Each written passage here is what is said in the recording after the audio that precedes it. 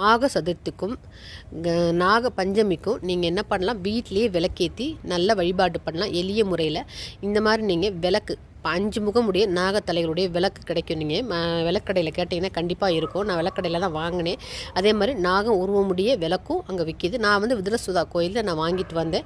இதில் வந்து 365 திரி போட்டும் நீங்கள் ஏற்றலாம். இந்த மாதிரி 5 முகம் இருக்கும்போது அது ஒவ்வொரு முகம் பாருங்கள் பாம்பினுடைய தலை மாதிரியே இருக்கும். அதான் நாக பஞ்சமிக்கு சரியாக இருக்கும் 5 முகம் வச்சு ஏற்றுறது. அதே மாதிரி பஞ்ச பாத்திரத்தில் எல்லா கரண்டியுமே வந்து பித்தளையாக இருந்தாலும் செம்பாக இருந்தாலும் சரி சில்வராக இருந்தாலும் சரி இதனுடைய நுனியில் வந்து பாம்பு மாதிரி தான் இருக்கும். அதே மாதிரி எத்தனை பேர் கவனிச்சிருப்பீங்க தெரியல. அதே மாதிரி தூபம் பண்ணுற சில விளக்கெல்லாம் இந்த மாதிரி பாம்பு உடையதாகவும் இருக்கும். நீங்கள் அதை நீங்கள் வச்சுக்கலாம். வச்சுக்கிட்டு தூப ஆராதனை நம்ம காட்டலாம். இந்த மாதிரி நாகங்கள் அமைப்பு கொண்ட விளக்கு நம்ம வச்சு வீட்டிலேயே வந்து 5 திரி போட்டு நம்ம நாக பஞ்சமிக்கு ஏற்றலாம். 365 திரி போட்டு நாக சதுர்த்திக்கு நம்ம ஏற்றலாங்க. நிறைவாக இருக்கும். வீட்டிலேயே நம்ம வழிபாடு பண்ணலாம். இவங்களுக்கு நம்ம பால் நெய்வேத்தியமாக